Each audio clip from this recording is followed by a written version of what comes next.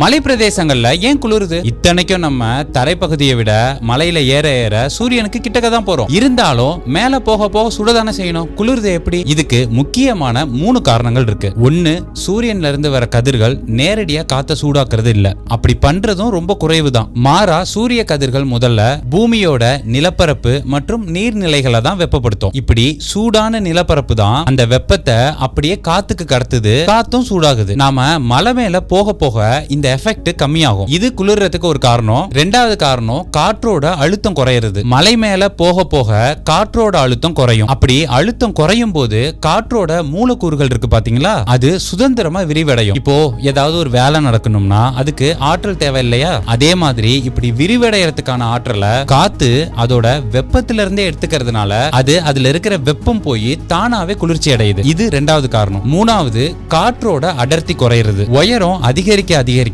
காத்துல இருக்கிற மூலக்கூறுகளோட எண்ணிக்கை குறைஞ்சு காத்து மெலிசாகும். அதாவது அடர்த்தி கம்மியாகும். இப்படி அடர்த்தி கம்மியான காத்தால அதிக வெப்பத்தை ரொம்ப நேரம்லாம் பிடிச்சு வைக்க முடியாது. இதனாலையும் குளிருது. உங்களுக்கு பிடிச்ச குளிர் மலை பிரதேசம் எது அப்படிங்கறத கமெண்ட்ல பதிவு பண்ணுங்க. மேலும் இது போன்ற தகவல்களுக்கு தமிழ் குரு சேனலை சப்ஸ்கிரைப் பண்ணிக்கங்க.